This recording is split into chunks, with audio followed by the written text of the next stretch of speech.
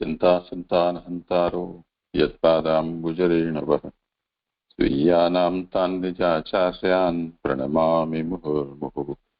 यदनुग्रहतो जन्तुः सर्वदुःखातिगो भवेत् तमहं सर्वदा वन्दे श्रीमद्वल्लभनन्दनम्। अज्ञानतिमिरान्धस्य ज्ञानाञ्जनशलाकया चक्षुरुन्मीलितं येन तस्मै श्रीगुरवे नमः। नमामि हृदये शेषे लीलाक्षीराब्धिशायिनम् लक्ष्मीसहस्रलीलाभिः सेव्यमानं कलानिधिम्। चतुर्भिश्च त्रिभिस्तथा षड्भिर्विराजते योऽसौ पञ्चदा हृदये मम। करो आराम।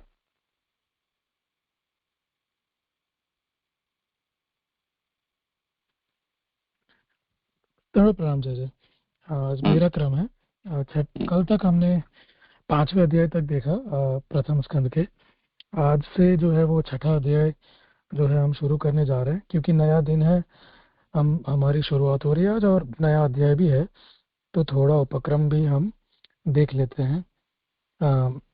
तो प्रथम जो हम यहाँ पर श्रीमद् भागवत का चिंतन करने का प्रयास कर रहे हैं, जिसमें हमारे लिए भागवतार्थ आचार्य चरणों का श्री सुबोधिनी और पुरुषोत्तम सहस्त्र नाम जो है वो मुख्य आधार है, जो हम समझने का प्रयत्न यहाँ पर कर रहे हैं। उसमें हमने प्रथम स्कंद का स्कंधार्थ मतलब शास्त्रार्थ पहले पूरे समग्र भागवत का देख लिया, स्कंधार्थ भी देख लिया, और हमने प्रथम प्रकरण जो हीनाधिकारी है जिसके 3 अध्याय हैं वो भी हमने देखे, जहाँ पर शौनक आदि जो है वो नैमिषारण्य के क्षेत्र में इकट्ठा होते हैं और उनका प्रसंग चलता है, जहाँ पर वे प्रश्न करते हैं और सामान्य रूप से सूत जी जो है वो उनको उत्तर भी प्रदान करते हैं वहाँ पर प्रश्नों का, किंतु अधिक जिज्ञासा उनकी होती है शौनक आदि की, तो वो अन्य प्रश्न प्रति प्रश्न भी करते हैं, जिससे आगे ये प्रसंग बढ़ता है जो आता है मध्यमाधिकारी प्रकरण के 4, 5वें, 6ठे अध्याय में, जहाँ पर व्यास जी और नारद जी श्रोता और वक्ता हैं, उसका निरूपण इन 3 अध्यायों में है। चौथे अध्याय में जो हमने देखा कि व्यास जी की चिंता जो है वो वहाँ पर झलकती है और नारद जी भगवत कृपा से वहाँ पर पधारते हैं और उनकी चिंता का निवारण करने का प्रयास करते हैं। और वो 5वें अध्याय में जो अभी हमने देखा उसमें हमने ये समझा कि वहाँ पर नारद जी जो है वो भक्ति की महिमा, भगवत कीर्ति का, यश का गान, भक्त भगवान के गुणगान, उनका महात्म्य जो है वो एकदम स्पष्ट करते हैं वहाँ पर। और वो प्रसंग में ये भी निरूपण है कि व्यास जी और नारद जी में जो भगवदीयत्व है, वो दोनों श्रोता और वक्ता भगवदीय हैं, वो वहाँ पर जो प्रसंग चलता है उससे वो भी निरूपण वहाँ पर दिखता है। वो भागवतार्थ में भी हम थोड़ा रिपीट करके देख ही लेंगे। और 6ठे अध्याय में जो है वो नारद जी अपने फल का जो अभी हम देखेंगे, उसमें नारद जी जो है वो उनको कैसे क्या फल हुआ उसका जो प्रसंग है थोड़े विस्तार से हमें वहाँ पर आएगा। तो पहले प्रथम हम भागवतार्थ प्रकरण जो प्रकरणार्थ है मध्यमाधिकारी, उसमें डिटेल में नहीं जाकर वो भागवतार्थ में पेज नंबर 19 है, भागवतार्थ प्रकरण 19 पीडीएफ में देखिए यदि तो पेज नंबर है 69। तो इसमें नीचे में उत्थानिका वाद 74, 74, 74, 75 और 76 वो जो कारिकाएं हैं वो वैसे हमने देखी पहले थी, बट यहाँ 6ठे अध्याय का थोड़ा अंश है, इसके लिए हम थोड़ा पढ़ भी लेंगे और समझ लेंगे, प्रयत्न करेंगे। तो उत्थानिका वहाँ पर है 19वें पेज के सबसे नीचे। शंका करते हैं कि ऐसा होने पर मध्यम प्रकरण में श्रोता और वक्ता का कौन सा अधिकार सिद्ध हुआ, इस आशंका के उत्तर में कहते हैं। तो मध्यम प्रकरण जो अभी चला उसमें श्रोता वक्ता जो है वो क्या अधिकार है उनके, मतलब उनकी पहचान कैसे है, तो यहाँ पर ये कारिका है 3, 3.5 कारिका से ये निरूपण है। मैं श्लोकार्थ पढ़ता हूँ पेज नंबर 20 पे। मध्यमाधिकार में भगवदीय होना फल है और उत्तमाधिकार में तत्व ज्ञान फल है। व्यास जी को जब असंतोष हुआ तो भगवत कृपारूप हेतु से व्यास जी में भगवदीयता हुई। व्यास भगवदीय थे, यह दूसरे अध्याय में बताया है। उत्तम प्रकरण का फल तो तत्व है। सुखदेव जी भगवान है और राजा परीक्षित भी वैसे ही हो गए। भगवदीयता 2 प्रकार की है। सर्वप्रथम जब भगवान अपने लिए कुछ करते हैं तो वहाँ भगवदीय के लिए साधन की अपेक्षा नहीं रहती। जब भगवान अपने लिए नहीं करते हैं तो साधन के द्वारा भगवदीय होता है। वह भगवदीयता कैसे होती है उसके लिए नारद जी अपना वृत्तांत क्रम से कहते हैं। तो यहाँ पर जो भगवदीय होना वो जो है मध्यम अधिकार की मुख्यता है, ये मुख्य गुण यहाँ पर समझाते हैं। और नारद जी ने ये सब जो वृत्तांत मतलब अपनी पूरी जो कथा है वो उन्होंने 5वें अध्याय में कही। और जो दासी पुत्र थे और जो भी प्रसंग हुआ, तो यहाँ पर जो कहते हैं कि नारद जी कहते हैं कि सर्वप्रथम तो मुझे साधन रूप में सत्संग प्राप्त हुआ, उससे मुझे जीव के स्वरूप का और भगवान के स्वरूप का ज्ञान हुआ। अब ये बात जो है जीव के स्वरूप का ज्ञान, भगवान के स्वरूप का ज्ञान 5वें अध्याय के 30वें और 31वें श्लोक में हमने इसको सुबोधिनी से स्पष्ट हमने समझ लिया। तदनंतर भगवान का अनुभव हुआ। अनुभव तो सिद्ध है, इसके लिए कुछ कर्तव्य नहीं है। ये बात भी वहां पर ही चली थी 5वें अध्याय के 30-31 के बाद के श्लोक में। अपने अनुभव में अनुभावना मात्र का अनुभव होना मिथ्या है। अपने में भगवदीयता सिद्ध होने पर जैसे नारद जी को पीछे अनुभव हुआ कि मैं नारद हूँ, उसके लिए साधन आवश्यक है। और उन कर्मों का समर्पण भगवान में किया, जो वो साधन है जो 5वें अध्याय के वो 32 से लेके 39 तक के श्लोक में कर्मों का समर्पण कैसे भगवान में करना है उसका पूरा निरूपण वहां हमने ऑलरेडी देख लिया। तो वो जो है वो साधन था नारद जी के लिए, वो उन्होंने किया। उसके बाद जो कहते हैं कि समाधि में भगवान का अनुभव हुआ, फिर भगवान के वचन से ही उनको ज्ञान हुआ। इन्हीं सब का अनुभव पर्यंत का नारद जी ने वर्णन किया। तो ये जो समाधि में भगवान का अनुभव नारद जी को हुआ ये बात बता रहे हैं यहाँ पर। और भगवान के जो वचन है वो सारा जो वृतांत है वो 6ठे अध्याय में आएगा, 17वें श्लोक से पर्यंत ये पूरा प्रसंग वहां पर आता है जो उनको भगवान का अनुभव होता है। अभी आगे एक शंका आ रही है कि जब ऐसी बात है तो ज्ञान विज्ञान के उपदेश में फल तो स्वतः ही हो जाएगा, फिर 6ठे अध्याय की क्या आवश्यकता है। इस शंका पर कहते हैं कि जो शब्द ब्रह्म मतलब वेद का ज्ञाता होते हुए भी जिसे परब्रह्म का ज्ञान नहीं है उसका श्रम निष्फल है, इसी के लिए फलाध्याय का निरूपण है। तो मतलब हमने देखा मध्यम अधिकारी प्रकरण है, उसमें भगवदीयता जो है भगवदीयत्व दोनों का, श्रोता और वक्ता का वो मुख्य पहलू है। तो वो तो 5वें अध्याय में निरूपण उसका हो गया कहते हैं। तो फिर और ये उनको फल भी हो गया, ये भी नारद जी ने 39 या 40 श्लोक में कहा। तो फिर वो 6ठे अध्याय की आवश्यकता रहती है क्या? तो वो शंका कर रहे हैं, ऐसी शंका है। उसका समाधान है कि वहां पर जो है वो शब्द ब्रह्म का मतलब जो उनको जीव के स्वरूप का भगवान के स्वरूप का ज्ञान भले हुआ पर परब्रह्म का ज्ञान उनको मतलब साक्षात्कार वैसे नहीं हुआ है। तो वो जो है वो फिर निरर्थक बात हो जाती है। इसलिए फलाध्याय का विस्तार से निरूपण उसका जरूरी है। ये जो बातें आएंगी वो 6ठे अध्याय में ही आएंगी कि नारद जी को परब्रह्म का ज्ञान साक्षात्कार कैसे हुआ। एक और शंका उठा रहे हैं कि व्यास जी तो भगवान के ज्ञानांश के अवतार हैं, तो उनमें तो भगवदीयता स्वतः ही है, तो फिर श्रवण से उनमें भगवदीयता कैसे आती है? तो भगवान के ज्ञान कला अवतार जो व्यास जी हैं, तो भगवदीयता उनमें उन्होंने में स्वतः है ही। तो फिर वो नारद जी का जो उपदेश उन्होंने श्रवण किया उससे भगवदीयता आती है जो हम यहाँ पर निरूपण आ रहा है। तो ऐसा कैसे? क्योंकि भगवदीयता उन्होंने डिफॉल्ट होनी चाहिए। तो उत्तर यहाँ समाधान उसका दे रहे हैं आचार्य के बाहर। व्यास जी में भगवदीयता तो अवतार मात्र से हो गई, किंतु श्रोता होने का फल तो उन्हें श्रवण के अनंतर ही मिला। और अवतार का फल भी तभी हुआ। तो हमने वैसे भी देखा पूरे 5वें अध्याय में कि उन्होंने उन जो ज्ञानावतार हैं व्यास जी पर उन्होंने जो भी प्रयास किए अब तक, वो महाभारत वेद विभाजन आदि, वो प्रयास जो है भगवत कीर्ति गान उन्होंने किया नहीं था। तो अवतार का फल भी उन्हें अब तक हुआ नहीं, इसलिए तो उनको असंतोष हुआ। तो भगवदगीता भले है किंतु उसका अनुभव या वो जो अ, उसका फल है वो तो नारद जी के उपदेश के श्रवण के बाद जो वो समाधि करेंगे उसके बाद ही उनको मिलने वाला है। तो ये 6ठे अध्याय इसके इसलिए भी जरूरी है। एक और शंका तीसरी उठा रहे हैं यहाँ पर कि शंका करते हैं कि भगवदीयत्व की सिद्धि के लिए भागवत का निर्माण यही मध्यम प्रकरण में कहना चाहिए। इसके लिए कहते हैं कि भागवत का निर्माण तो उत्तम अधिकारी के लिए है, भगवदीयता होना तो उसका आनुषांगिक फल है, वह तो हो ही जाएगा, इसलिए भागवत का निरूपण मध्यम प्रकरण में नहीं किया गया। तो यहाँ एक और शंका ये है कि भगवदीयत्व होना वो भागवत के निर्माण से शायद होगा। भागवत का निर्माण जब होगा तब, क्योंकि अभी तो भागवत की उत्पत्ति हुई नहीं है, वो प्रसंग उसका चल रहा है। क्योंकि तो ये मध्यम प्रकरण में क्यों नहीं भागवत निर्माण मतलब उत्पत्ति हो गई, तो कहते हैं कि वो तो उत्तम अधिकारी प्रकरण जब आएगा 7वें अध्याय से, तब वो आएगा, क्योंकि वो वहां पर जो उत्तम अधिकारी है, जो परीक्षित और शुक्र जी, वो है भगवत रूप है, ये भगवदीय है, और वे जो है उत्तम अधिकारी वो भगवत रूप है।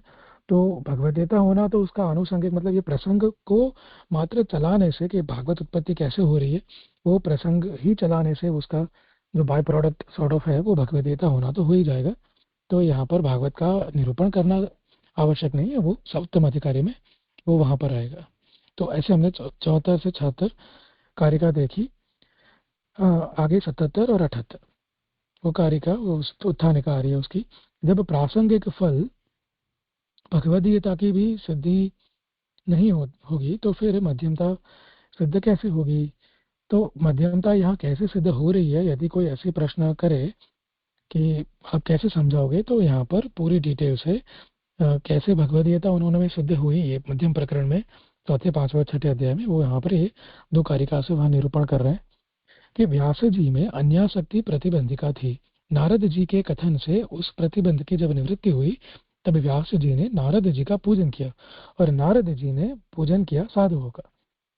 इस तरह व्यास जी में तो आग्रह का अभाव था और नारद जी में राग का अभाव था। तो यहाँ पर बात चला रहे हैं कि क्या क्या प्रतिबंध थे उनके, व्यास जी के और नारद जी दोनों के, और वो कैसे दूर हुए। और नीचे उसका पूरा अच्छे से लिस्ट कर रहे हैं, तो मैं वही पढ़ रहा हूँ। इस तरह 3 बातों में व्यास जी एवं नारद जी में भगवदीयता थी। व्यास जी में कैसे भगवदीयता थी, तो पॉइंट गिना रहे हैं। पहला कि व्यास जी ने यह समझ लिया कि भगवान जैसा चाहते हैं वैसा मैंने नहीं किया, इसका उनको खेद है। तो जो उनको असंतोष हुआ, वो असंतोष होना ही भगवदीयता प्रूव करता है। दूसरा है कि जो दूसरा कार्य उन्होंने वक्ता मतलब नारद जी यहाँ पर जो है उनकी पूजा की, तो वो आदर पूजा भाव जो उनका है भक्त में, श्रोता अरे वक्ता में, तो वो। और तीसरा है कि आग्रह का परित्याग किया, मतलब उन्हों को जो आग्रह था अन्य अन्य जो कृति में जो उन्होंने किए वेद विभाजन से महाभारत पर्यंत, वो उनका आग्रह उनका छूटा और उनको पता चला कि भगवत कीर्ति का गान करना ही मुख्य धर्म, मुख्य उनका प्रयोजन होना चाहिए। तो ये जो 3 है इनसे भगवदीयता जो है वो व्यास जी की सिद्ध हुई। और वक्ता जो नारद जी हैं उनमें 3 कारणों से भगवदीयता हुई। तो वो क्या है 3 कारण है वो यहाँ समझा रहे हैं। पहला है कि भगवदियों के साथ मित्रता, दूसरा है साधुओं की पूजा, और तीसरा है कुटुंब माता आदि में अनुराग का अभाव। तो ये कुछ बातें हैं हमने 5वें अध्याय में देख ली कि उनको कैसे वो योगी जन थे जो ब्राह्मण का जो वो सेवा करते थे, तो वो परमहंसों के साथ उनको कैसे सत्संग हुआ और उन्होंने उनकी पूजा भी की है, सेवा की है। और कुटुंब माता आदि में जो अनुराग का अभाव है वो 5वें अध्याय में थोड़ा शायद आया तो है, बट छठे अध्याय में उसका ज्यादा निरूपण है। क्या कर रहे हैं आगे कि कृष्ण वाक्य अर्थात आकाशवाणी के द्वारा नारद जी को मध्यम फल हुआ।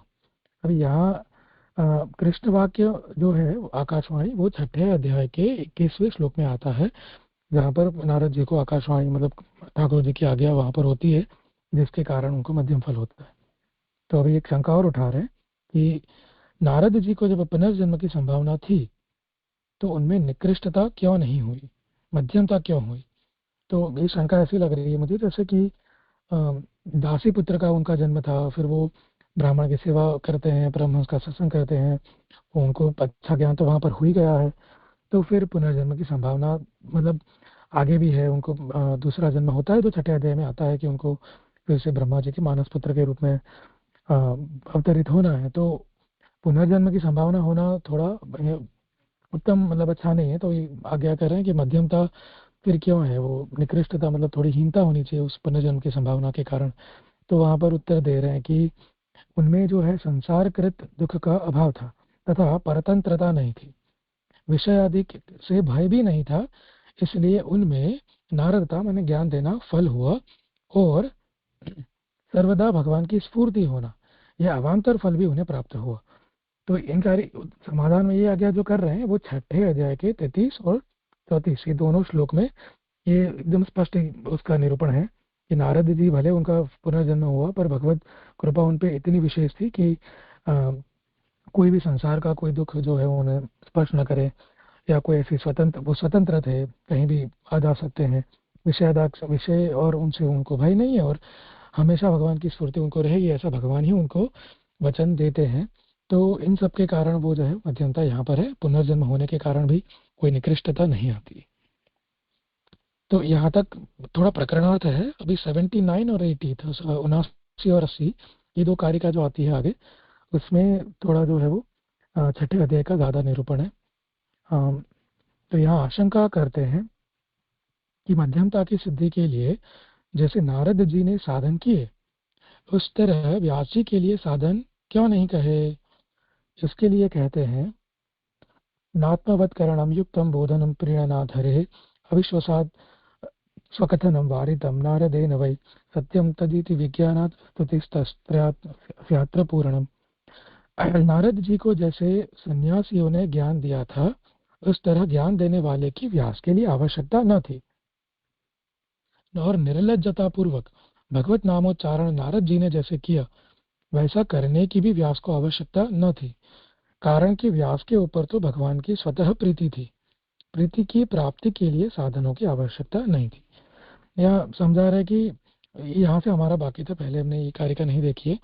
तो इसका जो यहाँ पर आगे ये कर रहे हैं आचार्य कि नारद जी को जो परमहंसों का सत्संग हुआ, उनसे उनको ज्ञान हुआ, तो यहाँ पर क्या व्यास जी को ऐसी कोई आवश्यकता नहीं है कि उनको कोई ऐसा सत्संग हो, फिर वो उनके ज्ञान दे और बाद में जाके वो उनको जो है वो प्रीति हो भगवान में। तो ऐसा नहीं है, क्योंकि नारद जी ने तो जो साधन किए, उन्होंने फिर आगे चल के जो है वो लज्जा छोड़ के भगवत नाम उच्चारण स्वतंत्र रूप से जहाँ कहा उन्होंने किया। व्यास जी को ये सब आवश्यकता भी नहीं है साधनों की, क्योंकि वे भगवत ज्ञानावतार होने के कारण वहाँ भगवान की स्वतः प्रीति थी, भगवत कृपा थी उन पर, और प्रीति की प्राप्ति के लिए साधनों की आवश्यकता नहीं थी। मतलब प्रीति तो उनमें है ही भगवान के लिए, किंतु वो थोड़ा राह शायद भटक गए थे, तो वो नारद जी के श्रवण से, मतलब उपदेश से वो फिर यहाँ पर समझ गए कि उनको क्या करना है। तो मतलब जैसे सिद्ध साधन और साध्य साधन होता है, वैसे शायद ऐसा कह सकते हैं कि व्यास जी को सिद्ध साधन है प्रीति का। अभी यहाँ एक शंका उठा रहे हैं कि जैसे सूत जी ने परंपरा से भागवत को प्राप्त करके शौनक जी से कहा था, उसी तरह नारद जी ने ऐसा क्यों नहीं कहा कि मैंने ब्रह्मा जी से भागवत पढ़ा है, उसे मैं तुम्हें कहता हूँ। परंपरा नहीं बताने का कारण क्या था? मतलब यहाँ ऐसा आगे करके हमने हीनाधिकारी प्रकरण में देखा था कि शौनक जी जो ऋषिगण है वो श्रोता है, सूत जी जो वक्ता है।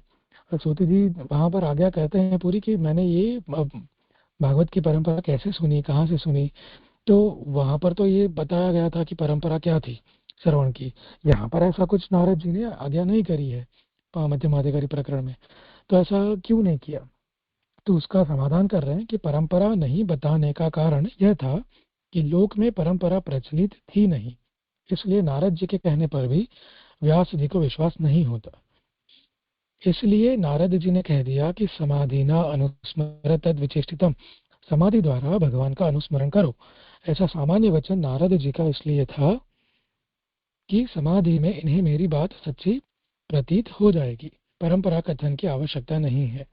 तो यहाँ पर एक कारण ये बता रहे हैं कि परंपरा बताते भी तो ये परंपरा जो है लोक में प्रचलित ना होने के कारण शायद व्यास जी को संदेह हो सकता था, या इतना आदर या विश्वास शायद ना होता। इसलिए उन्होंने उससे बेटर ऑप्शन ये निकाला कि समाधि जो 5वें अध्याय के 13वें श्लोक में ये आता है, नारद जी क्या करते हैं कि समाधि ना अनुस्मरत तद्विचेषितम, कि आप जो है समाधि द्वारा ही भगवान का अनुस्मरण करें। तो ये हमने ऑलरेडी देख लिया है। तो ये सामान्य वचन से नारद जी या उपदेश दे रहे हैं कि ये समाधि में जब व्यास जी करेंगे, जो सप्तम अध्याय में शायद व्यास जी समाधि लगाते हैं, और फिर बाद में उनको जो उनकी बात सच्ची प्रतीत हो जाएगी, तो विश्वास पूरा हो ही जाएगा। तो ये परंपरा के कथन की आवश्यकता यहाँ पर है नहीं। जब व्यास जी ने ग्रहण अहो देवर्षि धन्य ऐसी स्तुति की, तो सबको समझ में आ गया कि नारद जी की बात इनके समझ में आ गई है। इसी स्तुति से ही मध्यम प्रकरण की पूर्ति की।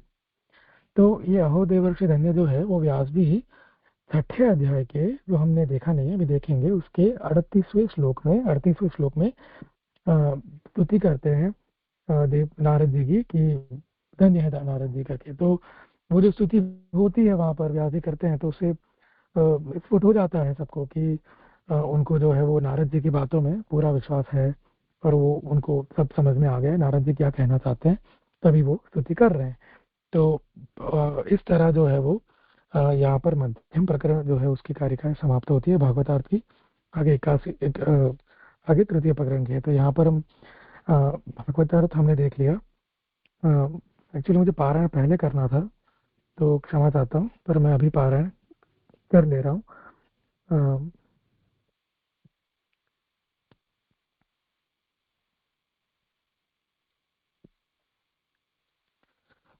स्कंद 1 अध्याय 6 का पारायण पहले श्लोक से। मैं पहला श्लोक है तो सिर्फ वो संस्कृत पढ़ रहा हूँ, बाद में सिर्फ अनुवाद पढ़ूंगा। सूत उवाच एवं निशम्य भगवान देवर्ष जन्म कर्म च भय प्रपच्छम तम ब्रह्मन् व्यास सत्यवती सुतः। पहले श्लोकार्थ है। सूत जी कहते हैं, हे ब्राह्मणों, इस प्रकार देवर्षि नारद जी के जन्म और कर्म का श्रवण करके सत्यवती जी के पुत्र भगवान व्यास जी ने उन्हें फिर प्रश्न किया। श्लोक दूसरा, तीसरा और चौथा साथ में है। श्लोकार्थ। व्यास जी कहते हैं कि आपको विज्ञान का उपदेश देने वाले परम हंसों के अन्यत्र चले जाने पर पहली अवस्था वाले अर्थात बाल्यावस्था वाले वर्तमान आपने क्या किया? हे ब्रह्मा के पुत्र नारद जी, किस जीविका से आगे की अवस्था व्यतीत की और शरीर को, जो दासी से पैदा हुए शरीर को काल प्राप्त होने पर कैसे छोड़ा? हे देवता तथा भक्तों में श्रेष्ठ नारद जी, पूर्व कल्प में जो परम हंसों के द्वारा उपदेश हुआ था उसकी स्मृति को काल ने क्यों नहीं नष्ट किया? क्योंकि यह काल सबको नष्ट करने वाला है। श्लोक 5। नारद जी कहते हैं कि विज्ञान का उपदेश देने वाले परमहंसों के दूर देश में चले आने पर पहली अवस्था में वर्तमान मैंने यह किया, जो आगे कहा जाएगा वह किया। श्लोक 6, 7 और 8 में है। एक ही मैं उसका पुत्र था, ऐसी वह पैदा करने वाली थी। स्त्रियों में मूर्ख तथा दासी होने के कारण काम में लगी रहती थी, इसलिए उसको उपदेश प्राप्त नहीं था। पुत्र होने से उसका स्वाभाविक प्रेम था, दूसरा कोई आश्रय न होने से कारणवश स्नेह था। स्नेह से ही उसके अंतःकरण का बंधन था। वह स्वतंत्र नहीं थी, इसलिए मेरी योग सभा चाहते हुए भी नहीं कर सकती थी, क्योंकि सभी लोग ईश्वर तथा अथवा काल के अधीन हैं, जैसे कठपुतली नचाने वाले के अधीन होती है। मैं 5 वर्ष का बालक दिशा देश एवं काल में अनभिज्ञ माता से होने वाली बाधा न रहने की प्रतीक्षा करता हुआ ब्राह्मणों के आश्रय में रहा। श्लोक 9। जब सब गृहस्थ अपने अपने काम में लग रहे थे, उस समय वह मेरी माता रात्रि में घर से निकली। गाय दूह रही थी कि मार्ग में स्थित काल से प्रेरित सर्प ने पैर का स्पर्श होने पर उसने उस दीन को डस लिया। श्लोक 10। तब मैं माता के मरने को भक्तों का सुख चाहने वाले भगवान का अनुग्रह मानते हुए उत्तर दिशा की ओर चल दिया। श्लोक 11। सस्य आदि से संपन्न देश, बड़े बड़े नगर, छोटे गांव, गायों के स्थान, नमक आदि की खाने, किसानों के खेड़े, अग्निहोत्रियों के स्थान, पुष्प वाटिकाएं, वन एवं उपवन तथा खलिहानों का अतिक्रमण किया। श्लोक 12। जिनकी शाखाएं हाथियों ने तोड़ दी हैं, ऐसे वृक्षों वाले रंग बिरंगे धातुओं से विचित्र दिखने वाले पर्वतों का, अच्छे जल वाले बड़े बड़े जलाशयों का, कमल आदि से युक्त अपने आप बने हुए सरोवरों का, देवालय आदि से युक्त नाना प्रकार के शब्द करने वाले पक्षियों के साथ विशेष रूप से भ्रमण करने वाले भौरों की शोभा से युक्त स्थानों का अतिक्रमण किया। श्लोक 13।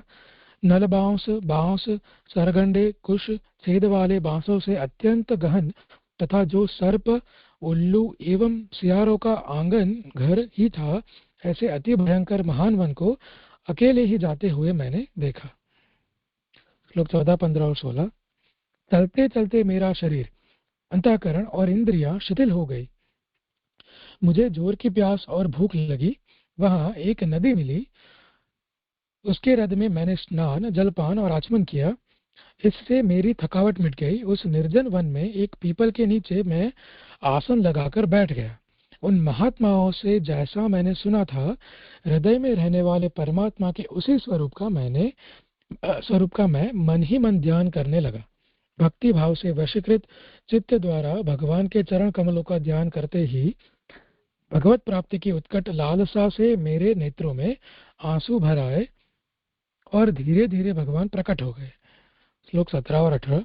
हे व्यास जी, उस समय प्रेम भाव के अत्यंत उद्रेक से मेरा रोम रोम पुलकित हो उठा, हृदय अत्यंत शांत और शीतल हो गया। उस आनंद की बाढ़ में ऐसा डूब गया कि मुझे अपना और दिए वस्तु का भान न रहा। भगवान का वह रूप समस्त शोकों का नाश करने वाला और मन के लिए अत्यंत लुभावना था। सहसा उसे न देख मैं अत्यंत विकल हो गया, दुखित मन वाले की तरह होकर आसन से उठ खड़ा हुआ। श्लोक 19। आविर्भूत भगवत स्वरूप को पुनः देखने की इच्छा से मैंने हृदय में मन को स्थिर किया, जिससे मुझे दर्शन हो जाए, परंतु मानसी मूर्ति को देखता हुआ भी वहां भगवान को न देख सका। जिस प्रकार ज्वर आदि रोग वाला द्राक्ष आदि से अतृप्त सा रहता है, मेरी भी वैसे ही स्थिति हुई। श्लोक 20। इस प्रकार निर्जन वन में दर्शन के लिए यत्न करते हुए मुझे वाणी के अविषय साकार ब्रह्म ने गंभीर और मधुर वाणी से शोक मिटाते हुए की तरह कहा। श्लोक 21। स्नेह से दुखी तुम इस जन्म में और यहाँ मुझे नहीं देख सकते, क्योंकि जिनके राग द्वेष पके नहीं है, ऐसे विघ्न वाले योगियों को मेरे दर्शन कठिनता से होते हैं। श्लोक 22। हे निष्पाप बालक, तुम्हें जो मैंने एक बार दर्शन कराया है, वह मेरे में उत्कट इच्छा उत्पन्न करने के लिए कराया है। मेरी कामना वाला साधक लौकिक कामों को धीरे धीरे छोड़ देता है और साधु भक्त हो जाता है, और मेरी कामना होने पर हृदयस्थ सभी रागादि को छोड़ देता है। श्लोक 23। थोड़े समय की सत्पुरुषों की सेवा से ही मेरे में तुम्हारी बुद्धि दृढ़ हो गई। दोष वाले इस देह को छोड़कर तुम सेवक बन जाओगे। श्लोक 24। मुझे प्राप्त करने का तुम्हारा यह दृढ़ निश्चय कभी नष्ट नहीं होगा। प्रलय हो जाने पर भी मेरे अनुग्रह से तुम्हें मेरी स्मृति रहेगी। श्लोक 25। जिसके निश्वास वेद हुए ऐसा वह महान है, और जो आकाश की तरह अदृश्य प्रमाण आदि से अगम्य कर्तुम अकर्तुम अन्यथा कर्तुम समर्थ है, वह भगवान ऐसा कहकर चुप हो गए। मैंने महान से भी महान उस परिचित को साष्टांग प्रणाम किया, क्योंकि मैंने उनकी अनुकंपा प्राप्त की थी। श्लोक 26। लज्जा का परित्याग करके अनंत रूपों वाले भगवान के नामों का उच्च स्वर से निरंतर उच्चारण करता हुआ और भगवान की गोप्य एवं मनोहर लीलाएं हैं उनका स्मरण करता हुआ संतुष्ट मन से मैं इच्छा विहीन गर्व एवं मात्सर्य रहित होकर काल की प्रतीक्षा करता हुआ पृथ्वी पर्यटन करता रहा। श्लोक 27। हे ब्रह्म रूप व्यास जी, इस प्रकार कृष्ण में बुद्धि रखने वाले विषयों में अनासक्त शुद्ध अंतःकरण वाले मेरी वर्षा काल में सुदाम पर्वत से होने वाली बिजली की तरह समय आने पर मृत्यु स्पष्ट दिखाई दी। श्लोक 28। मुझे शुद्ध भगवत भक्त पार्षद देह के प्राप्त कराए जाने पर जिसके आरंभक कर्म नष्ट हो गए हैं, ऐसा पंचभूतों से बना हुआ पहला देह गिर गया। श्लोक 19, 30। जब कल्प के अंत में सबको उदर में लेकर भगवान समुद्र के जल में सोते हैं, तब सोने की इच्छा रखने वाले ब्रह्मा जी के नासापुट के श्वास के साथ में भीतर प्रविष्ट हो गया। 1 सहस्त्र चतुर्युगी बीत जाने पर जब ब्रह्मा जगे और उन्होंने सृष्टि उत्पन्न करने की इच्छा की, तब उनके अवयवों तथा इंद्रियों से मरीचि आदि ऋषियों के साथ मैं भी उत्पन्न हो गया। श्लोक 31। जो कर्म करने वाले हैं वे तीन लोक के अथवा ब्रह्मांड के बाहर नहीं जाते।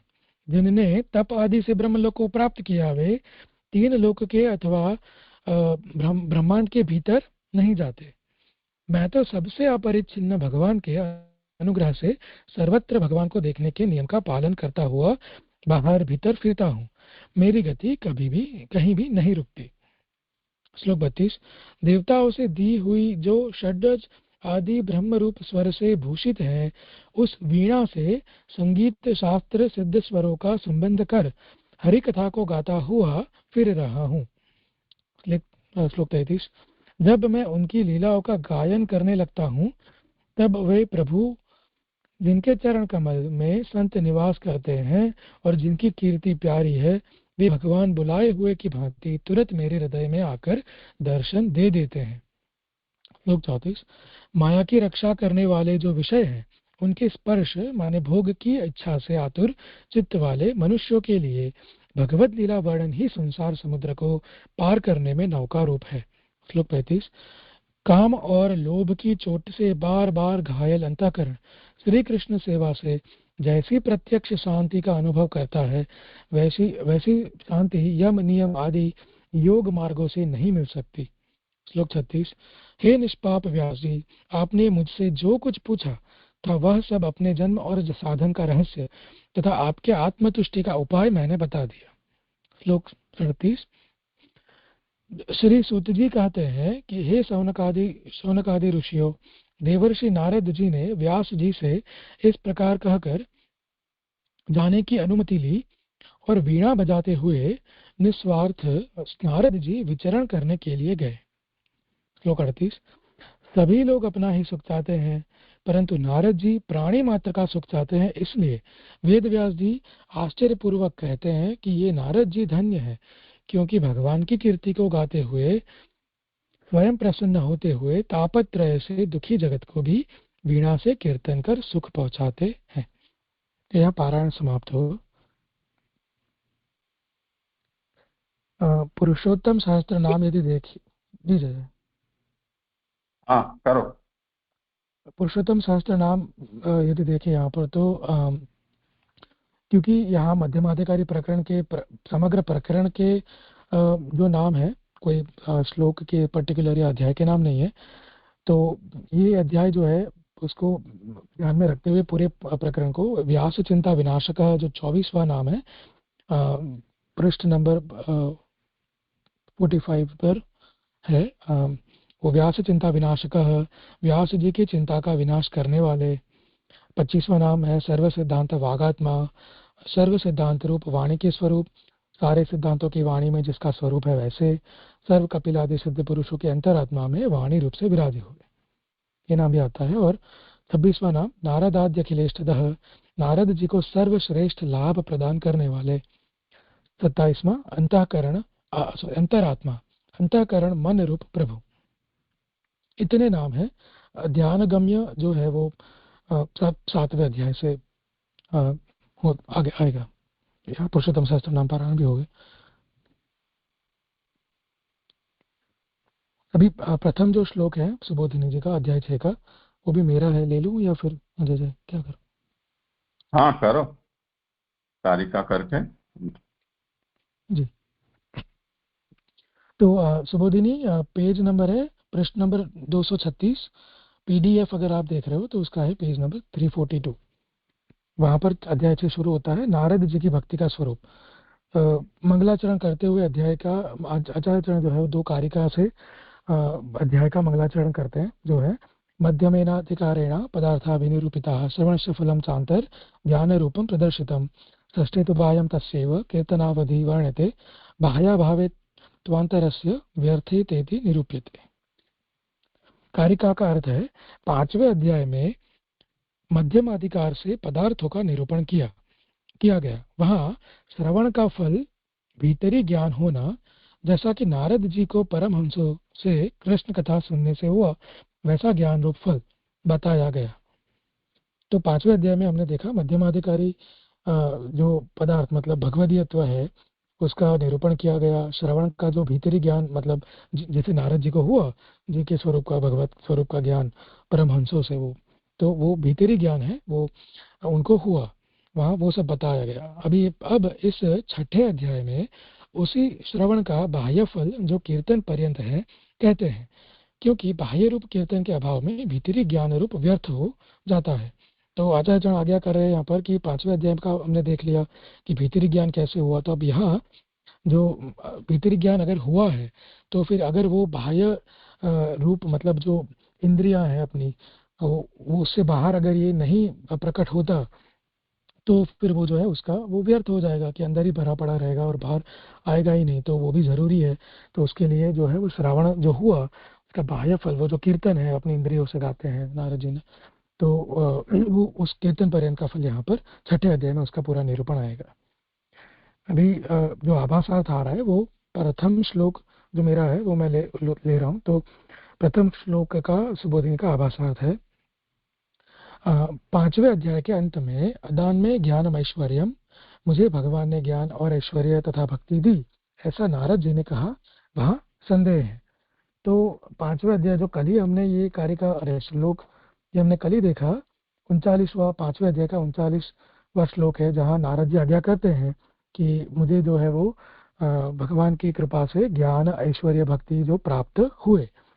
तो जो वहां पर वो जो कह रहे हैं उसमें एक संदेह वहाँ उठा रहे हैं।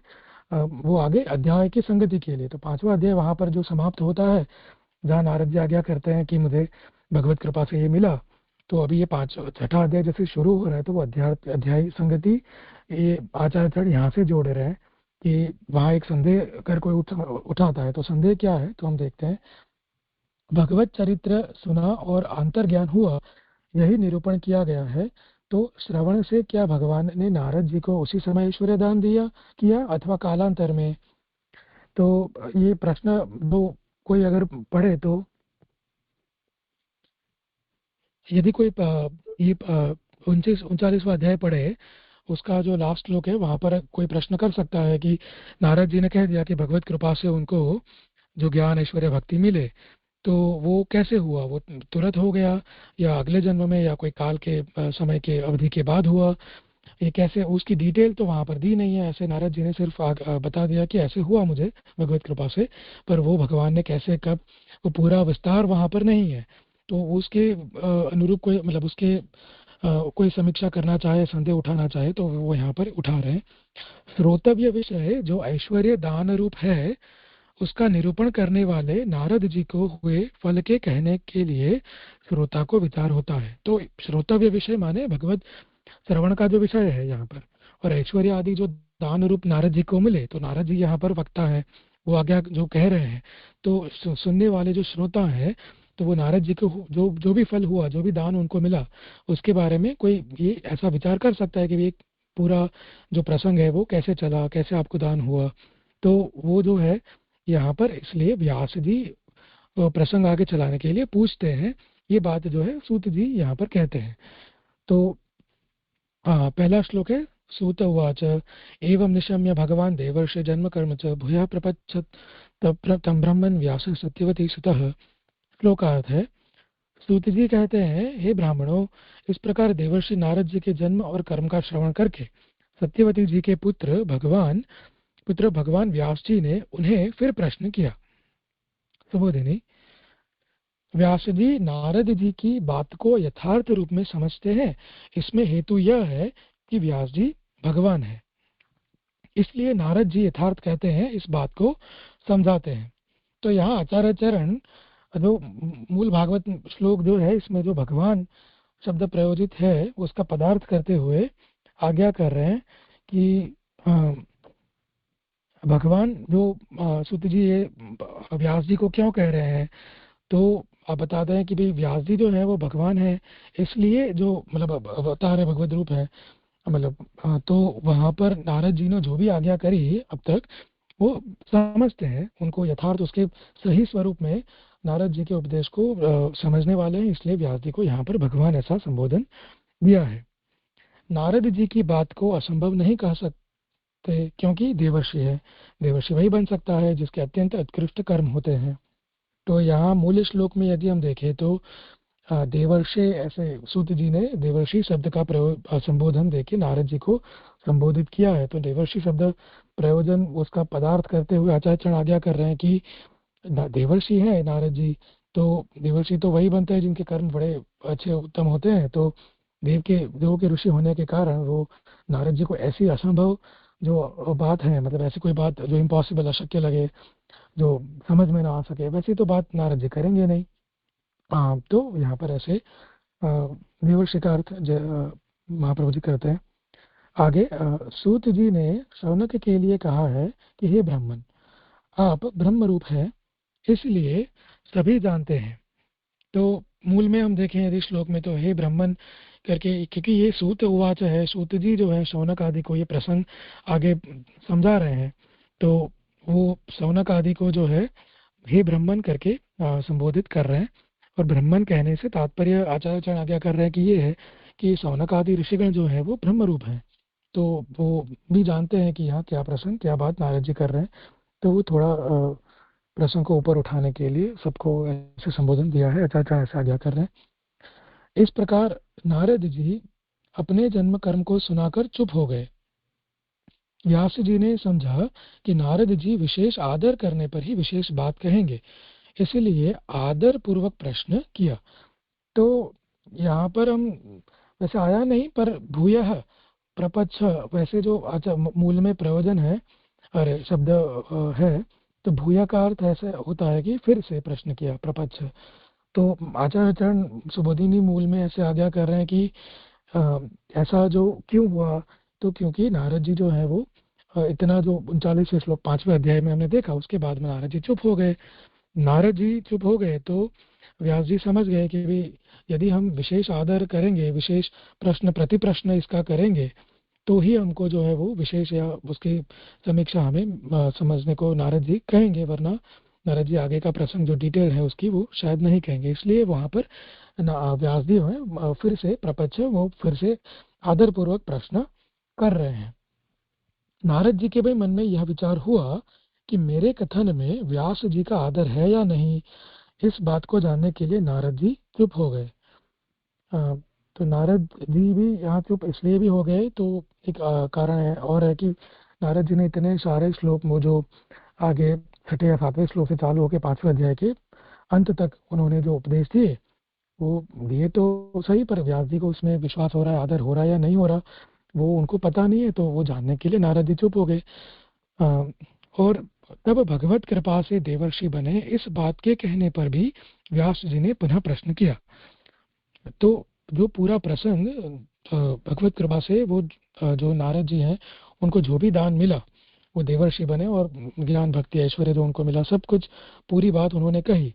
इस बात को कहने पर फिर बाद में जो है व्यास जी पुनः प्रश्न करते हैं।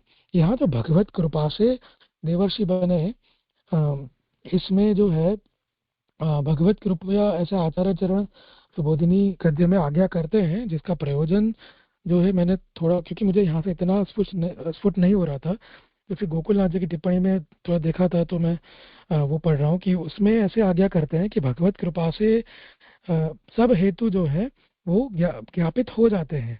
भगवत कृपा ही सब का कारण है, सब कुछ वहां से ही हासिल होता है भगवत कृपा से।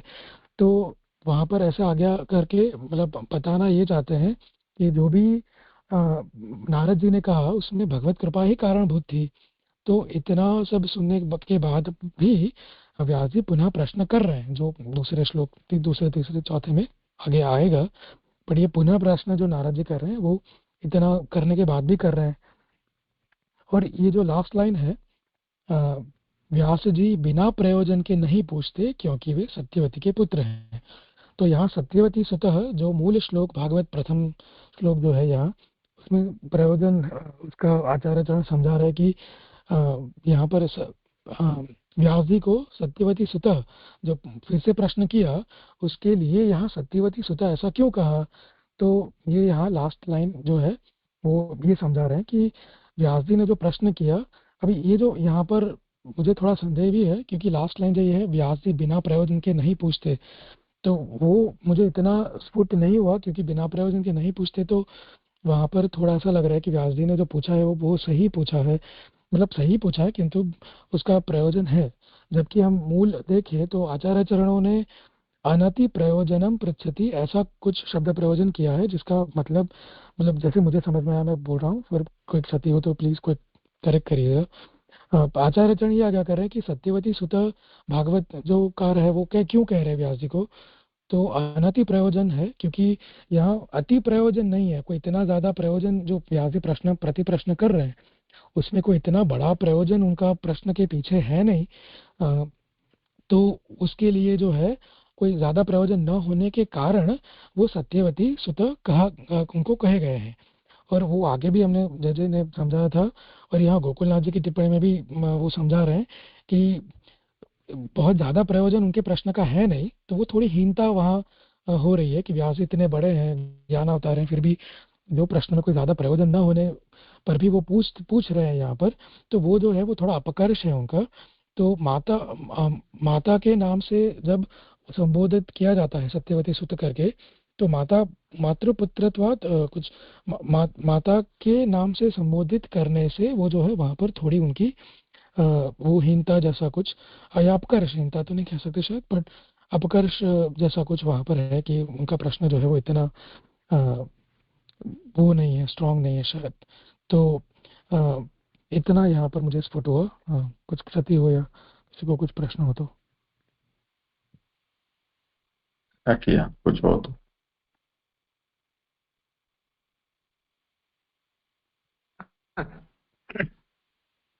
ये प्रथम श्लोक की आखिरी लाइन में, तब भगवत कृपा से देवर्षि बने, आपने जो समझाया, लेकिन इसकी संगति नहीं लगी। और दूसरा, अभी आप सत्यवती जी के पुत्र हैं इसकी व्याख्या कर रहे थे, तो इसमें भी कुछ स्पष्ट समझ में नहीं आया। भाई सत्यवती नाम का संबोधन किया है तो शायद माता की कोई विशेषता बता रहे होंगे, मुझे ऐसा लग रहा है। तो इसमें ये स्पष्ट नहीं हो पाया, ये दोनों चीजें माने मुझे स्पष्ट नहीं हो पा रही कि भाई संगति क्यों नहीं बैठ रही। क्योंकि सत्यवती सुता दिया है तो उसका निश्चित माता से संबंध या कोई माता की कोई विशेषता होगी। जैसे आपने अपकर्ष वाली या उसकी बात कही थी, तो वो तो यह सूट नहीं कर रही। इसलिए जिन इसको दोनों को थोड़ा स्पष्ट करें।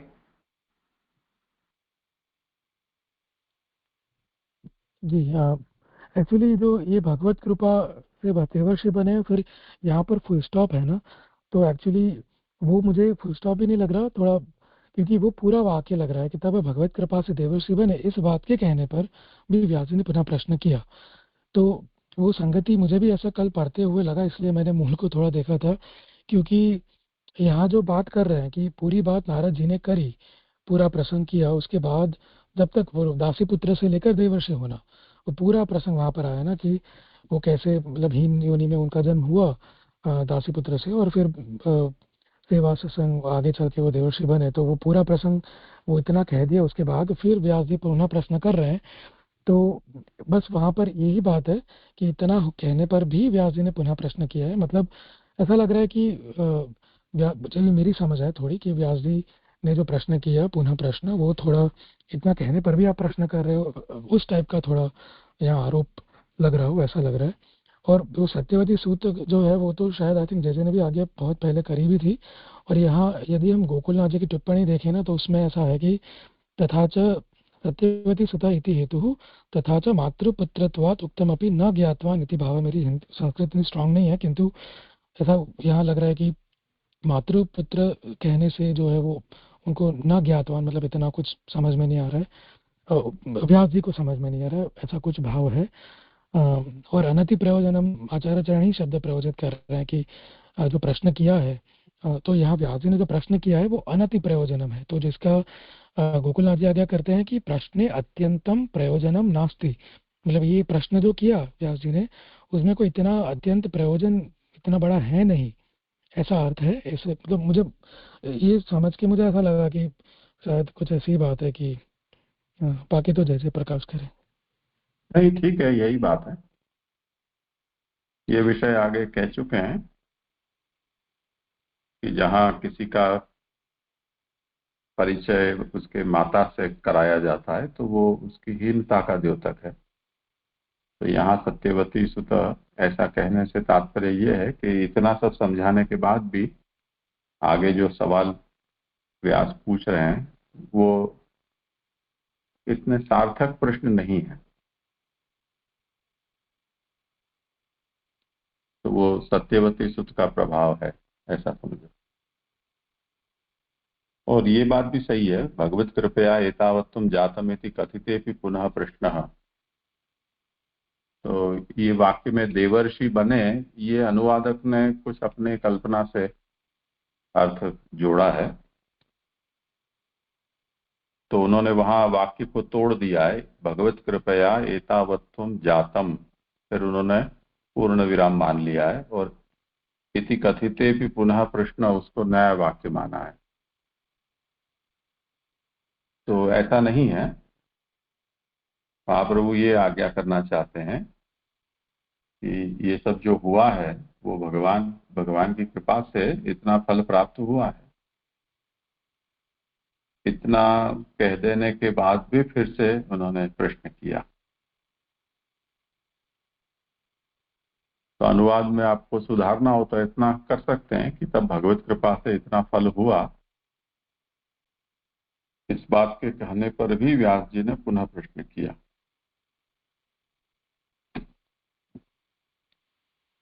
ठीक है जी। और व्यास जी बिना प्रयोजन के नहीं पूछते, क्योंकि वे सत्यवती के पुत्र हैं। उसको भी सुधार लेना चाहिए कि व्यास जी ने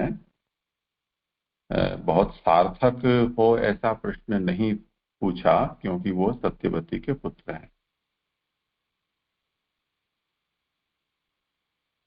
हाँ, और कुछ हो तो अन्यथा आगे जिनका क्रम हो करो।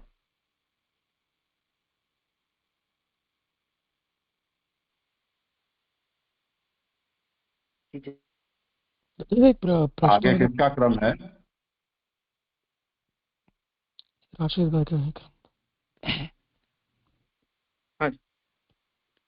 एक प्रश्न यहाँ पर, प्रश्न तो नहीं किंतु ये जो मतलब ये प्रश्न इन्होंने किया और पूरा छठा अध्याय उससे चलता भी है, तो मतलब तो थोड़ा मुझे ऐसा मनन करने में लग रहा था कि ऐसे मतलब भागवत में कोई त्रुटि तो नहीं है। पूरा छठा अध्याय जो चल रहा है वो इसी के कारण चल रहा है क्योंकि व्यास जी प्रश्न कर रहे हैं, वरना ये छठा अध्याय शायद होता नहीं। तो प्रश्न, ये जो बात कही गई ना कि ये प्रयोजन ज़्यादा है नहीं, सार्थक नहीं है, पर वो शायद व्यास जी के लेवल पर ही है ना, क्योंकि हमारे लिए तो पूरा ही मतलब अ, समग्रता में सार्थक ही है ना छठा अध्याय। ऐसा तो हम नहीं कहेंगे कि थोड़ा कम इम्पोर्टेंट होगा।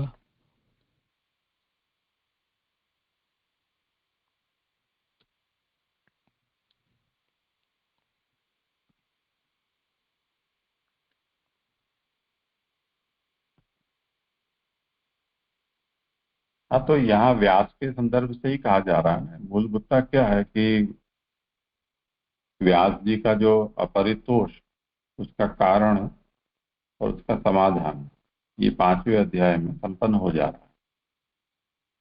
क्योंकि वहां ये कह दिया कि अब भगवान के चरित्र को कहिए।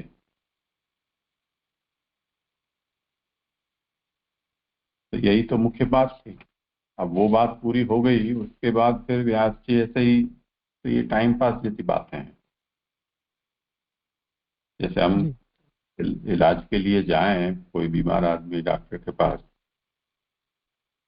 उसका जो भी एग्जामिनेशन हो जाए, टेस्ट हो जाए, निदान हो जाए, दवाई दे दी, तो बात खत्म हो गई।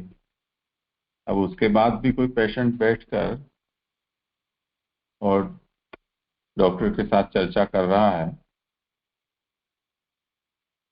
और वो भी ऐसी उलूल जुलूल बातें कि अच्छा आपने सुबह क्या चाय पी थी, नाश्ता में क्या खाया था, कितने बजे उठे थे, अब आगे दिन में क्या करोगे।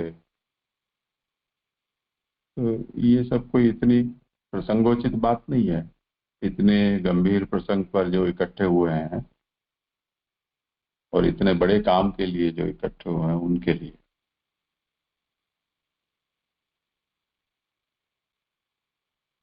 इस अभिप्राय से आचार्य शरण ये आज्ञा कर रहे हैं। जी जी स्फुट हुआ। प्रणाम जी।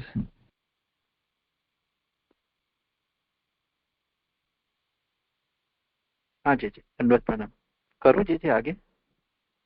हाँ, करो। हाँ, प्रणाम जी जी।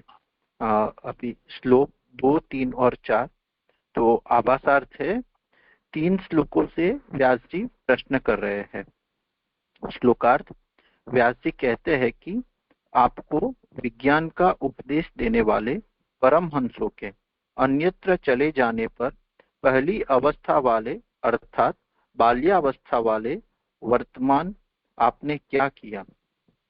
हे ब्रह्मा जी के पुत्र, नारद जी, किस जीविका से आगे की अवस्था व्यतीत की और शरीर को मीन्स दासी से पैदा हुए शरीर को काल प्राप्त होने पर कैसे छोड़ा? हे देवता तथा भक्तों में श्रेष्ठ नारद जी, पूर्व कल्प में जो परमहंसों के द्वारा उपदेश हुआ था उसकी स्मृति को काल ने क्यों नष्ट नहीं किया? क्योंकि यह काल सबको नष्ट करने वाला है। सुबोधनी जी, तो व्यास जी ने कार्य, शरीर त्याग और ज्ञान का नाश न होना ये पूछा। जो व्यास जी ने 3 प्रश्न पूछे उसका हेडिंग कह रहे हैं कि एक कार्य के रिलेटेड, एक शरीर त्याग और एक ज्ञान का नाश न हुआ, उनकी जो स्मृति का नाश न हुआ, ऐसे 3 प्रश्न पूछे। उसका अर्थ कर रहे, आपने फिर क्या कार्य किया पहला, फिर कैसे शरीर को छोड़ा और पूर्व जन्म के ज्ञान का नाश क्यों नहीं हुआ। उसका और थोड़ा विवेचन कर रहे कि ऐसे प्रश्न क्यों पूछे। पहला कि आपने क्या कार्य किया, तो ब्रह्मवेत्ता को कुछ कर्तव्य नहीं रहता, तो इसलिए आपने ये प्रश्न पूछा कि आपने फिर क्या कार्य किया। यहाँ पे जे मेरे को थोड़ा इसमें संदेह हुआ था, इसलिए मैंने गुजराती में पढ़ा था। तो उसमें जो 2 नंबर का प्रश्न है कैसे शरीर को छोड़ा, तो उसके लिए उसके बाद का आ रहा है, इसलिए उस योग के द्वारा शरीर का त्याग कर मोक्ष प्राप्त करना चाहिए। और तीसरा है जो ज्ञान का नाश, तो उसके लिए आया कि काल का अतिक्रमण नहीं हो सकता। तो मतलब आपके ज्ञान का नाश काल के अतिक्रमण से भी क्यों नहीं हुआ। तो इस वजह से आप श्री ने ये 3 प्रश्न पूछे। तो यहाँ ये इतना अर्थ है वो ये इन श्लोकों की उत्थानिका है, उसके बाद अच्छा, मूल विषय व्याख्या है वो आरंभ हो रही है। हाँ जी। तो यहाँ तक के 3 प्रश्न किए, इतना जो है वो उत्थानिका।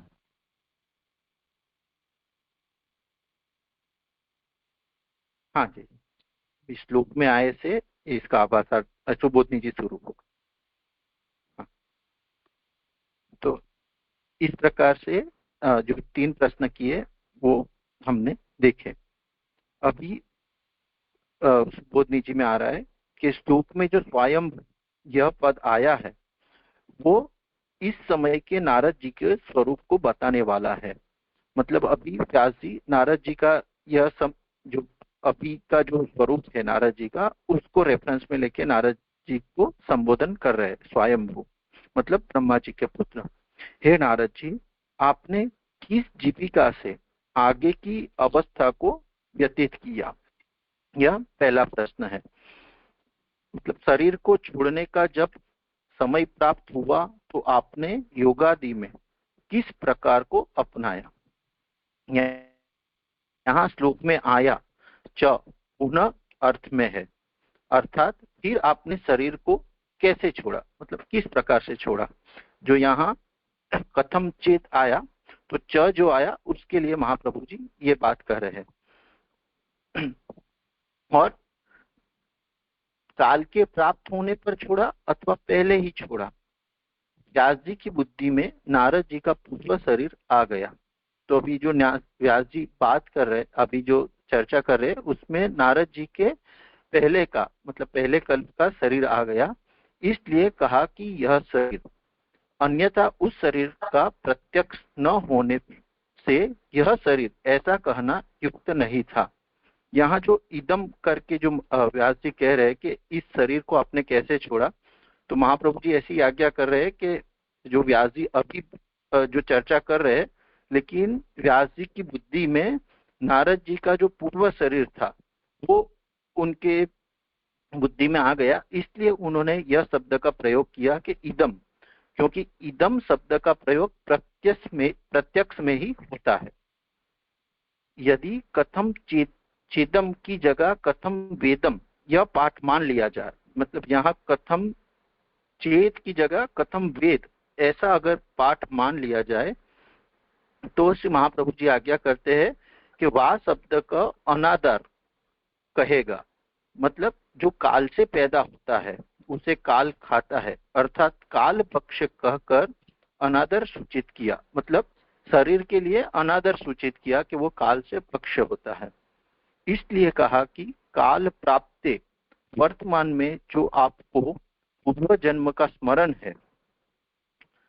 अभी जो दूसरा प्रश्न है कि आपको पूर्व जन्म के ज्ञान का नाश क्यों नहीं हुआ, उसके अर्थ में पूछ रहे हैं कि काल पक्ष इसलिए कहा कि काल प्राप्ते, वर्तमान में जो आपको पूर्व जन्म का स्मरण है वह दूसरा जन्म होने से, संस्कार के नाश होने से कारण कैसे हुआ, और पूर्व कल्प के जो विषय है बीच में बहुत समय निकलने से काल ने उन विषयों की स्मृति को नष्ट क्यों नहीं किया। जब काल से संस्कार नष्ट हो जाते हैं तब कोई शब्द द्वारा कहे तो वह स्मृति होती है, परंतु यहाँ वो आपकी स्मृति प्रत्यक्ष मूल कही है। मतलब यहाँ ये आज्ञा कर रहे हैं श्री महाप्रभु जी कि इतना समय बीत गया, क्योंकि व्यास जी ने जो सवाल पूछा है कि आपके पूर्व जन्म के ज्ञान का नाश क्यों नहीं हुआ, तो व्यास जी को ये पूछा हो रही है, नारद जी से पूछ रहे कि इतना सारा समय हो गया तो आपको पहले के जन्म का स्मरण किस प्रकार रहा, वो क्या कारण था कि आपको पूर्व जन्म का स्मरण भी रहा। और उसमें कारण बता रहे कि जब दूसरा जन्म होता है तो संस्कार के नाश हो जाते हैं, तो हमारे जो पूर्व जन्म के जो भी हमारी स्मृति है वो नष्ट हो जाती है। पर आपको ऐसा क्यों नहीं हुआ कि आपकी स्मृति क्यों रही। और एक बात कह रहे कि अगर संस्कार नष्ट हो जाए तो कोई शब्द द्वारा याद दिलाए तो स्मृति आ जाती है, परंतु यहाँ वो आपकी स्मृति तो प्रत्यक्ष मूल है, मतलब आपको किसी ने याद भी नहीं कराया, आपकी स्मृति तो एज इट इज है, मतलब आपने ही, आपको तो वो सब याद ही है, तो अर्थात शब्द के द्वारा वह स्मृति नहीं हुई है। अभी व्यास जी वहां पे एक आर्ग्यूमेंट दे रहे हैं कि देवताओं की तथा भक्तों की स्मृति को भी काल नष्ट कर देता है, पर आपकी स्मृति नष्ट नहीं हुई, यह आश्चर्य है। इस बात को सुर सत्तम यह संबोधन कहता है, जो व्यास जी ने नारद जी के लिए सुर सत्तम मतलब उत्तम उत्तम, और यहाँ जो आया कि देवता और भक्तों में श्रेष्ठ है, ऐसा पद प्रयोग किया है, उसकी महाप्रभु जी व्याख्या कर रहे हैं कि देवता और भक्तों की स्मृति भी नष्ट हो जाती है, काल नष्ट कर देता है, पर आपकी नहीं हुई है, इसलिए यह शब्द प्रयोग हुआ है। श्लोकस्थ में ही शब्द का अर्थ है कि यह बात युक्त है, क्योंकि आप में स्मृति का कार्य देखा जा रहा है। काल का महात्म्य तो प्रत्यक्ष ही है। काल के लिए एसह यह कहा है, एसह वही कहा जाता है जहां प्रत्यक्ष होता है। वेद व्यास जी भगवान है, इसलिए काल को प्रत्यक्ष करके कह रहे हैं। तो यहाँ जो एसह शब्द का है तो काल का महात्म्य की बात है कि काल का महात्म्य कितना सारा है कि उसका महात्म्य प्रत्यक्ष ही है, और यहाँ काल के लिए एसह यह शब्द प्रयोग हुआ है, तो एसह वही कहा जाता है जहां प्रत्यक्ष हो, और वेद व्यास जी भगवान है इसीलिए वो काल को भी प्रत्यक्ष करके कह रहे हैं। अथवा शास्त्रार्थ की दृढ़ता होने से यह कहा कि यह काल जिसे शास्त्रों ने सर्वनाशक बताया है। तो यहाँ मतलब यह काल को मतलब शास्त्र में भी ऐसा कहा है कि उसको सर्वनाशक बताया, तो जो यहाँ स्मृति रही है वो कैसे रही, तो इस तरह से ये 2, 3 और 4 का सुबोधनी जी का संपन्न हुआ।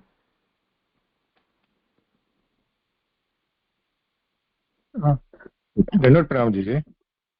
इसी 236 पेज पे जो दूसरी लाइन है कि काल के उन्होंने शरीर कैसे छोड़ा, कि काल के प्राप्त होने पर छोड़ा अथवा पहले ही छोड़ा। जी ये थोड़ा समझना था कि पहले भी छोड़ते तो भी काल से ही छोड़ा हुआ मानेंगे ना जी, क्योंकि काल ही सबकी आयु नियत करे हैं, तो इसे कैसे समझे जी ये लाइन को। समाधान। हाँ जी प्रणाम।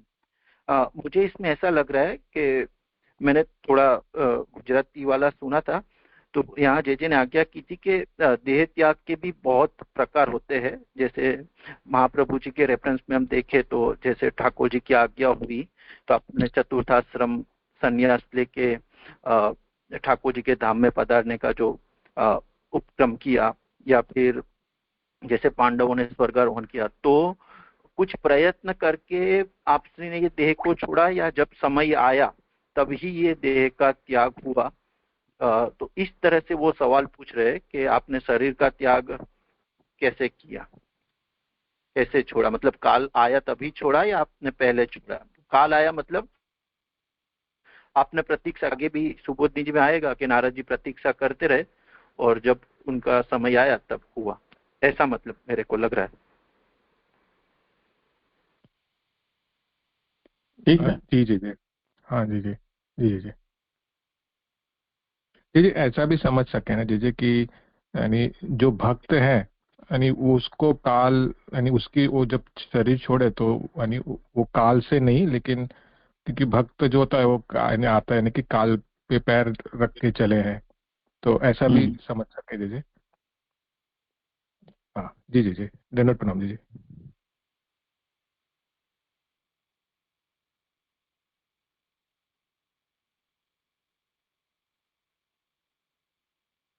करो आगे। हाँ जी जी। अभी 5वें श्लोक का आभासार्थ है। तुमने परमहंसों के चले जाने पर क्या किया? एक मिनट, एक हाँ, मैं एक प्रश्न जरा पूछ लूं। यहाँ पे ये जो बात आई ना कि वेद व्यास जी भगवान हैं, इसीलिए काल को प्रत्यक्ष करके कह रहे हैं, अथवा शास्त्रार्थ की दृढ़ता होने से यह कहा है कि काल जो जिसे शास्त्रों में सर्वनाशक बताया है, तो ये प्रत्यक्ष करके कह रहे हैं, यानी कि जो काल का स्वरूप है वो जान के उन्होंने ऐसा बोला कि भाई ऐसा काल है, फिर भी आपकी स्मृति कैसे एज इट इज रही, उसी के सेंस में है ना, वो थोड़ा स्पष्ट करना था, वो सेंस में ही बात आ रही है ना। मुझे इसमें ऐसा लग रहा है कि आगे जो आया ना कि इदम शरीर, मतलब आपने यह शरीर को कैसे छोड़ा, तो श्री महाप्रभु जी आगे जो कह रहे हैं ना, पहली चौथी या 5वीं लाइन में, उस शरीर के प्रत्यक्ष न होने पर यह शरीर कहना युक्त नहीं था। तो व्यास जी को वो प्रत्यक्ष हो रहा है, नारद जी के पूर्व का भी, इसलिए आपने इस शरीर को ऐसा शब्द किया, नहीं तो उस शरीर को कहते कि जो पूर्व कल्प में था। तो नारद जी को ये प्रत्यक्ष हो रहा है, सॉरी, व्यास जी को ये प्रत्यक्ष हो रहा है नारद जी के जो पूर्व कल्प के जन्म है तभी, इसलिए नारद जी भगवान है, इसलिए वो प्रत्यक्ष कर रहे हैं। और उनको ये भी आइडिया है कि जो काल को शास्त्र में सर्वनाशक बताया है, तो इसलिए मुझे ऐसा लग रहा है कि प्रत्यक्ष करके कहा।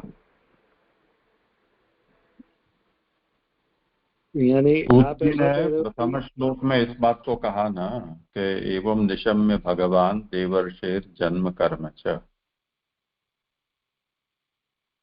भगवान व्यास जी ने उनको फिर से प्रश्न किया, यहाँ व्यास को भगवान कहा है, तो भगवान होने से भगवान के सामने तो सभी कुछ प्रत्यक्ष होता है, इसलिए यहाँ भी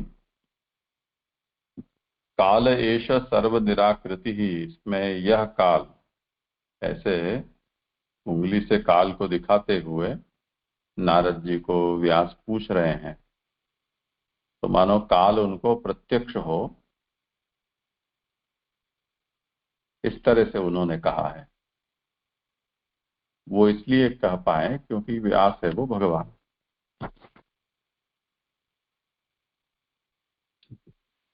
जी जी जी, स्पष्ट। जी जी जी। तो ये सिर्फ वही रेफरेंस में ना कि जे जो ये जो उन्होंने बताया राजेश भाई ने कि उस तरीके से कि भाई ये जो प्रत्यक्ष काल है, तो फिर उनको इस तरीके से उनका जो पूर्व जन्म में जो शरीर है उसका उसका भान हो रहा है, या तो वो दिख रहा है, ऐसे समझना, या काल का ये जो स्वरूप है तो आप उसे भी कैसे पार करके आपकी स्मृति कैसे रही, वो कौन से रेफरेंस में है वो जरा।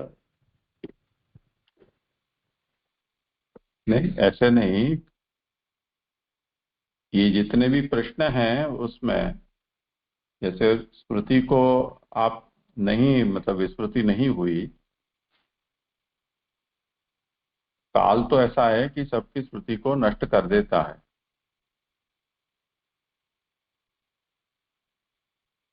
तो काल ही सब कुछ करता है, सर्व निराकृति ही काल के कारण होती है।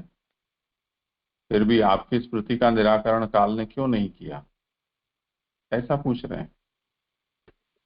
जी जी जी जी, वो स्पष्ट। ये दंडवत है। जैसे हाँ अभी आपने समझाया कि व्यास जी तो भगवान है, तो भगवान तो सब कुछ जानते हैं। हाँ, तो फिर यदि अगर भगवान है तो फिर व्यास जी किस कारण से पूछ रहे हैं कि आपके उस शरीर का क्या हुआ? हाँ, करो समाधान। ये मेरा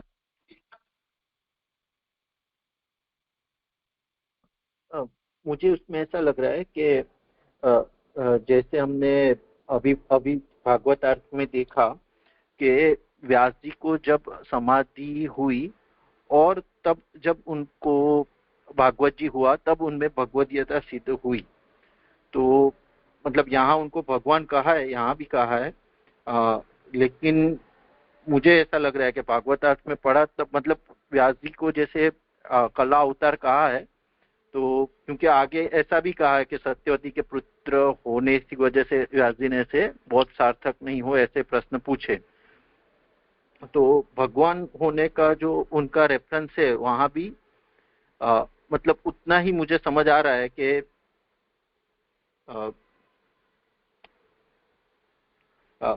तो आगे जाके उनका स्वरूप है तब उनको भगवान कहेंगे, लेकिन जहां जहां पे उनकी ऐसी मतलब उनसे ऐसे सामर्थ्य से प्रश्न पूछे गए तो उतना काल में हमको उनको भगवान समझना चाहिए, मतलब क्योंकि ये लीला है ऐसा मुझे लग रहा है, हर एक काल में तो वो प्रत्यक्ष नहीं होगा।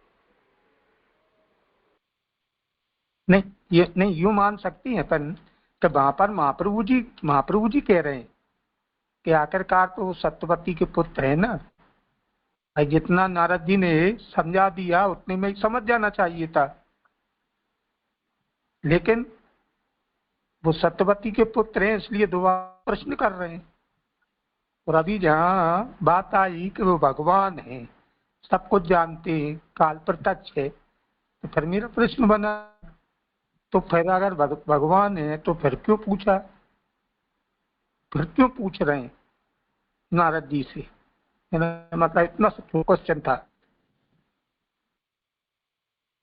भगवान है ऐसा भी श्री महाप्रभु जी ही आज्ञा कर रहे हैं ना, और मतलब यहाँ भी व्यास जी भगवान है इसलिए काल को प्रत्यक्ष करके कह रहे हैं, वो भी श्री महाप्रभु जी आज्ञा कर रहे हैं। मूल में तो हमको ये जो श्लोक है 2, 3, 4 उसमें तो ऐसा दिख नहीं रहा है कि व्यास जी भगवान है, तो हम महाप्रभु जी श्री भागवत जी के गुटार्थ प्रकट कर रहे हैं, तो यहाँ भी श्री महाप्रभु जी कह रहे हैं ना, इसलिए उनको काल को प्रत्यक्ष करके देखा। दोनों हाँ, सब बराबर, दोनों वाक्य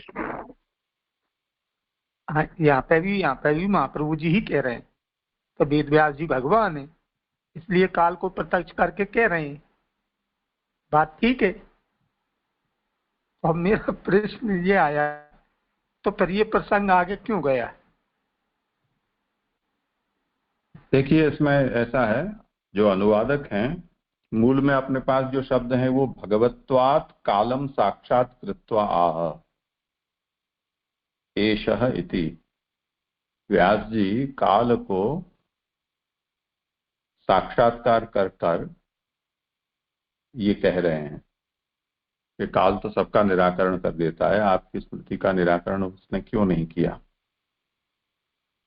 उसमें हेतु दिया है भगवत्वात्। अब ये हेतु काल के साथ जुड़ेगा या व्यास के साथ जुड़ेगा, इसमें विचार है। आपने जो प्रश्न उठाया उससे मुझे ऐसा लग रहा है कि जब सूत व्यास को भगवान कह रहे हैं तब उस स्थिति में भगवान रूप जो व्यास हैं वो तो इतने अज्ञान इतना अज्ञान अपना प्रकट नहीं कर सकते हैं। तो यहाँ पर भगवत्वात् कालम, काल रूप भगवान है, उस काल रूप भगवान को साक्षात करते हुए व्यास कह रहे हैं। तो भगवान होने से व्यास ऐसा न करके काल रूप भगवान है, उनको साक्षात करते हुए व्यास कहते हैं कि ये सबका निराकरण करने वाला है, तो आपकी स्मृति का नाश उसने क्यों नहीं किया। ये अर्थ ज्यादा संगत है। तो हिंदी भाषी देखते हैं गुजराती वालों ने क्या किया है, देखो तो जरा। वेद व्यास जी भगवान है, इसलिए काल को प्रत्यक्ष करके कह रहे हैं। काल भगवान है ऐसा ही लिखा है। हाँ, तो काल भगवान हुआ ना, व्यास भगवान है ऐसा नहीं हुआ ना। हाँ बराबर थी, अब संगति बैठ गई थी। दंडवत जी। हाँ,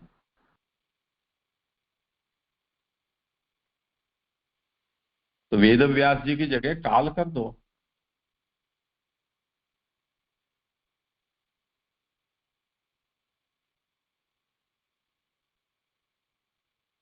ठीक है, करो आगे। यहाँ पर जो ये प्रश्न उठा, तो ये पहले श्लोक में भी ये प्रश्न कोई उठा सकता है कि अगर संबोधन किया व्यास जी को भगवान से, वहां पर तो आचार्य भी आज्ञा करते कि वे भगवान है क्योंकि संबोधन ही है।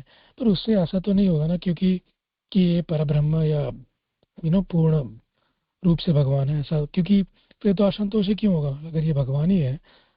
तो मतलब संबोधन को इतना सीरियसली तो नहीं लेना होना राइट। मतलब वो थोड़ा कंफ्यूजन। एक तो ये है कि सूत व्यास को भगवान कहते हैं, वो एक विषय हुआ। और व्यास के वचन की व्याख्या करते हुए आचार्य चरण उनको भगवान कहें, तो ये तो एक पूरा प्रसंग बदल जाता है। इसलिए उसमें हमें ये विचार करना पड़ा कि विरोध न हो परस्पर। भले ही सूत ने ये उपक्रम किया है व्यास के प्रश्न का, पर व्यास ने जो भी कहा है वो सूत ही कह रहे हैं शौनक को। तो कम से कम सूत के द्वारा जो व्यास का प्रश्न यहाँ कहवाया जा रहा है, उसमें तो कम से कम संगति होनी चाहिए ना। अब रही बात ये कि एवं निशम्य भगवन देवर्षेर जन्म कर्म च, तो देवर्षि के जन्म कर्मों का श्रवण किया और तब फिर सत्यवती पुत्र व्यास ने, जो भगवान है, फिर प्रश्न किए। तो उसका तो महाप्रभु ने खुलासा कर ही दिया कि भगवान होते हुए ऐसा क्यों किया। तो सत्यवती के पुत्र के रूप में पैदा हुए हैं, तो कुछ सत्यवती का प्रभाव है, उसके कारण भगवत्व अभी उतना आविर्भूत नहीं है। क्योंकि अन्यथा तो फिर इसको ज्यादा हम तूल दें तो पूरा जो व्यास और नारद का प्रसंग है वो ही उसके ऊपर ही प्रश्न खड़ा हो सकता है कि फिर भगवान है तो फिर उनको अब क्या करना है क्या नहीं करना है उस विषय में इतना मनोमंथन क्यों होना चाहिए। और नारद कौन होते हैं व्यास को कहने वाले, ये सब प्रश्न भी खड़े होते ही। तो अभी जो हुआ है उसका समाधान तो आचार्य चरण ने यहाँ सूत जी के वचन से ही कह दिया है कि जब सूत जी स्वयं ही ये कह रहे हैं कि एक और कि ये व्यास भगवान है, दूसरी ओर सूत जी नहीं, इस समय सत्यवती का प्रभाव उनके ऊपर अधिक प्रकट है, भगवत्ता उनकी उतनी प्रकट नहीं है। तो ये सवाल भी कर सकते हैं। इस तरह से स्वयं ही उसका समाधान भी दे दिया है।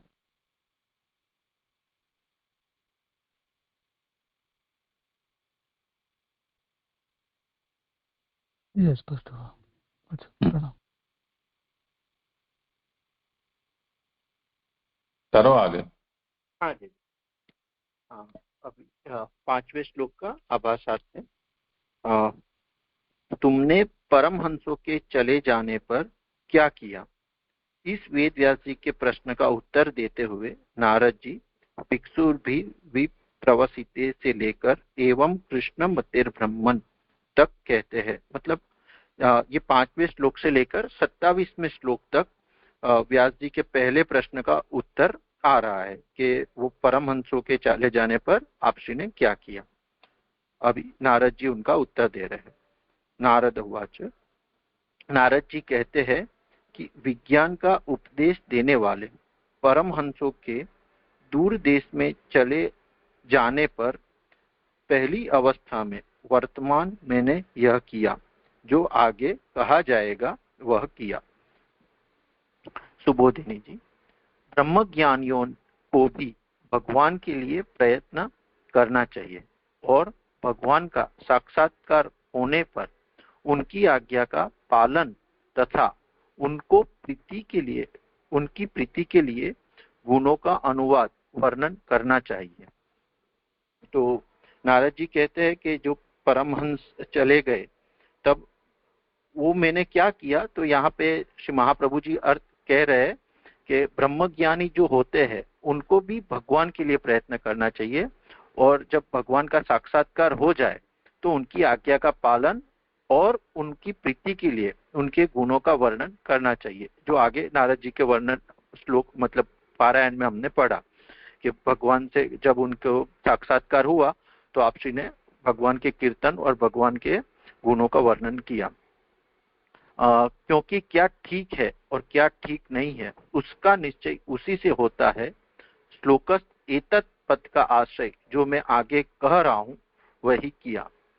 तो यहाँ 5वां श्लोक संपूर्ण होता है, पर जे क्योंकि क्या ठीक है और क्या ठीक नहीं है उसका निश्चय उसी से होता है, ये मुझे थोड़ा मालूम नहीं पड़ा। हाँ, ये मूल में तो कहीं नहीं है, अनुवादक ने कुछ जोड़ा है, देख लेते हैं टिप्पणी में या कहीं कुछ हो तो। नारदस्य अनुवादस्य भिक्षुभित्ते के अनुवादस्य प्रियं सर्वे यत् पृष्टं तत्सर्वमनेन अवधृतमिति संतोषः।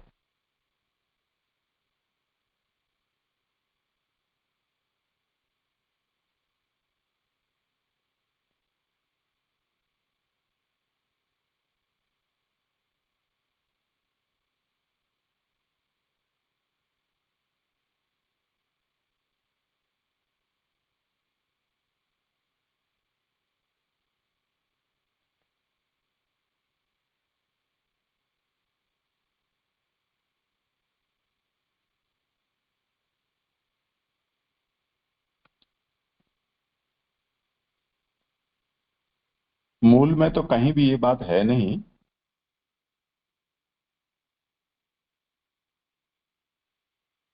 किसी प्राचीन व्याख्याकारों ने भी ऐसा कुछ लिखा नहीं है, पर जो समझाना चाह रहे हैं उसको लिखा है तो थोड़ी अक्ल चलानी चाहिए कि क्या कहना चाह रहे हैं। ब्रह्मज्ञानियों को भी भगवान के लिए यत्न करना चाहिए और भगवान का साक्षात्कार होने पर उनकी आज्ञा का पालन तथा उनकी प्रीति के लिए गुणानुवाद करना चाहिए।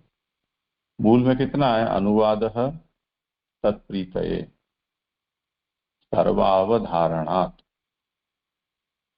एतद् इति वक्ष्यमाणम्। तो भिक्षुभिर्प्रवसिते विज्ञानादेष्टृभिर्मम विज्ञानादेष्टृभिः भिक्षुभिः प्रवसिते। मुझे ज्ञान कर देने वाले जो भिक्षु थे उनके चले जाने पर मम वर्तमानो वयस्य, मैं जो रह गया था वो, एतद् अकार्षम, ऐसा मैंने किया। एतद् का मतलब है वक्ष्यमाणम, यानी 6ठे श्लोक से मैं जो अब आगे कहूंगा मैंने क्या किया वो मैंने किया। अनुवादः तत्प्रीतये, यानी जो प्रश्न किया है उस प्रश्न का उन्होंने अनुवाद किया है। क्योंकि व्यास जी ने पूछा ना, भिक्षुभिर प्रव्रसिते विज्ञानादेशुभिः तव वर्तमानो वयस्यादि ततः किमर करो भवान्।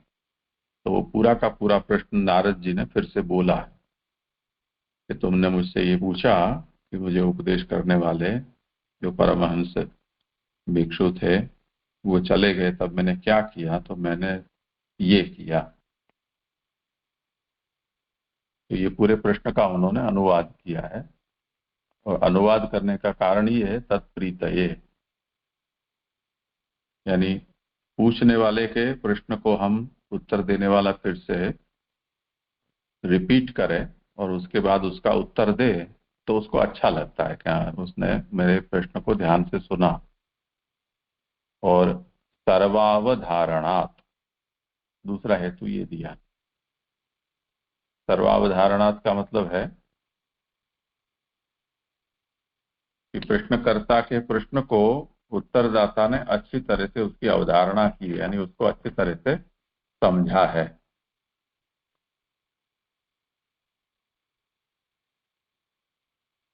ये दो बात है। अब बाकी की बात जो है वो उत्थानिका में है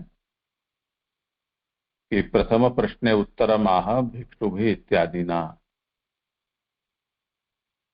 एवं कृष्णमते इत्यंतेन 27 श्लोक तक ये है। ब्रह्मविदोपि भगवदर्थम यत्नः कर्तव्यो। नारद जी को ब्रह्मज्ञान सिद्ध हो गया है, फिर भी जिसे ब्रह्मज्ञान सिद्ध हो गया हो उसे भी भगवत प्राप्ति के लिए यत्न करना चाहिए। अब यत्न का क्या स्वरूप है वो तो आगे जो उन्होंने किया उससे आएगा। यहाँ पर महाप्रभु ने उसको स्पष्ट नहीं किया है, अनुवादक ने आगे के उत्तर में से वो जो किया है उसे यत्न के अर्थ के तया समझाया है। और दृष्टि च भगवती तदाज्ञा कर्तव्या, यदि भगवत साक्षात्कार हो जा रहा है, भगवत दर्शन हो जा रहे हैं, तब उस स्थिति में भगवान जो कहें वो हमें करना चाहिए।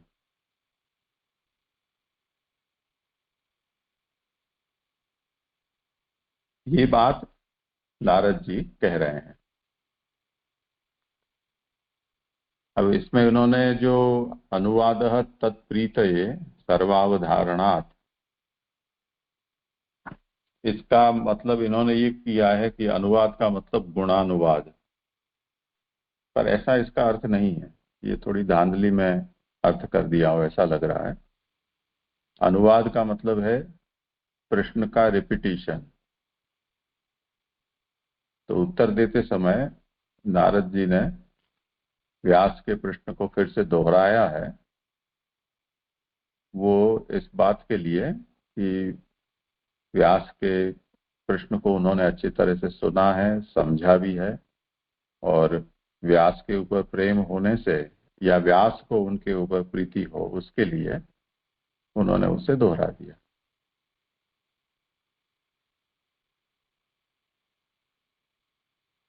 और क्योंकि क्या ठीक है क्या ठीक नहीं है उसका निश्चय उसी से होता है।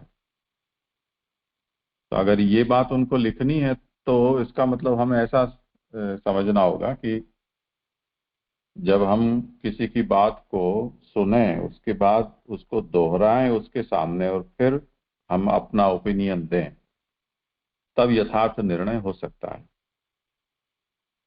कि क्या ठीक है और क्या ठीक नहीं है। अगर हमारी लोगों की भी इस चर्चा में ऐसा कई बार होता है कि प्रश्न सुनने के बाद उत्तर सब देना शुरू कर देते हैं और उसके बाद फिर पता चलता है कि ये प्रश्न तो ये था ही नहीं, प्रश्न कुछ और ही था। इसलिए पद्धति ये है कि एक बार हमें जो प्रश्न है उसको दोहरा देना चाहिए ताकि हम वो समझे हैं कि नहीं वो स्पष्ट हो जाए, और लंबे लंबे उत्तर हमको मिल जाए और पीछे प्रश्न को सुधारने में हम बैठें तो इतना समय है वो व्यर्थ जाता है। तो ये पूरा इतना अनुवाद है वो थोड़ा अव्यवस्थित है, उसको थोड़ा इस दृष्टि से सुधार लेना चाहिए। देखो गुजराती वाले क्या कहते हैं। हाँ जी, गुजराती में तो जे वही है, पढ़ूं? हाँ तो हाँ पढ़ लो उसको। हाँ, मैं थोड़ा ट्राई करता हूँ उसको हिंदी में ट्रांसलेट करते हैं। हम्म, ब्रह्म ब्रह्म जानने वाले जो है उनको भी भगवान की प्रीति के लिए यत्न करना चाहिए और प्राप्ति भगवान के के लिए। दर्शन हो, हाँ, प्राप्ति के लिए प्रयत्न करने चाहिए और भगवान के दर्शन हो तब आपश्री की आज्ञा के अनुसार वर्तन करना चाहिए, यह अर्थ है। इतना तो जैसे यहाँ स्पष्ट है हिंदी में। लेकिन ज्ञान देने वाले सन्यासी जब गए तब प्राथमिक वय में रवा हुआ में ये शब्दों का अनुवाद व्यास जी सर्वक का निर्णय किया हुआ होने से उनके ऊपर प्रीति जताने के लिए किया है। इन्वर्टेड कोमा में ये दिया है, ज्ञान आप देने वाले सन्यासी जब गए तब प्राथमिक वय में रहा हुआ, और फिर इन्वर्टेड कोमा बंद होके वह शब्द का अनुवाद व्यास जी ने सर्व का निर्णय किया हुआ होने से उनके ऊपर प्रीति जताने के लिए किया है।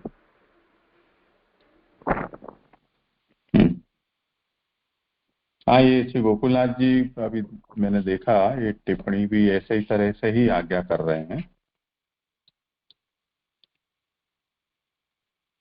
नारद कृतानुवादस्य भिक्षुभिः इत्यस्य प्रयोजनम आहु तत्प्रीतये इति। नारद ने पूरे प्रश्न को दोहराया, उसका प्रयोजन तत्प्रीतये, उनकी प्रीति के लिए, यानी व्यास की प्रीति के लिए। अनुवादस्य प्रीतिजनकत्वे हेतुमाह आहु सर्वावधारणात् इति। अनुवाद प्रश्न को दोहराने से प्रश्नकर्ता को प्रीति पैदा होगी, ऐसा कैसे कह सकते हैं? तो उसका कारण बताया कि सर्वावधारणात् यत् पृष्टम तत्सर्वम अनेन अवतृतम इति संतोषः, यानी प्रश्नकर्ता ये समझेगा कि मैंने जो कुछ पूछा है वो नारद जी ने अच्छी तरह से समझ लिया है, ऐसा उसको संतोष होगा। तो उस संतोष से उत्तरदाता यानी प्रश्नकर्ता है उसकी प्रीति होगी उत्तरदाता के प्रति। इस तरह से इसको समझना है। सब लोग अपने अपने ढंग से इसको सुधार लें। जी जी।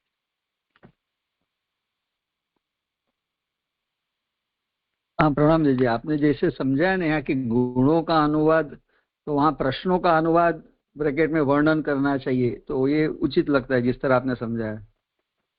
नहीं नहीं, वो पूरा रिफॉर्मेट करना होगा। करना चाहिए ऐसी बात नहीं है ना, यहाँ ऐसा क्यों किया उसका ये कारण समझा रहे हैं।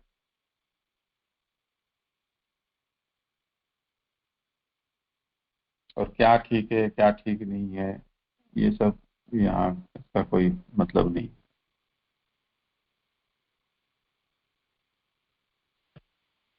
जी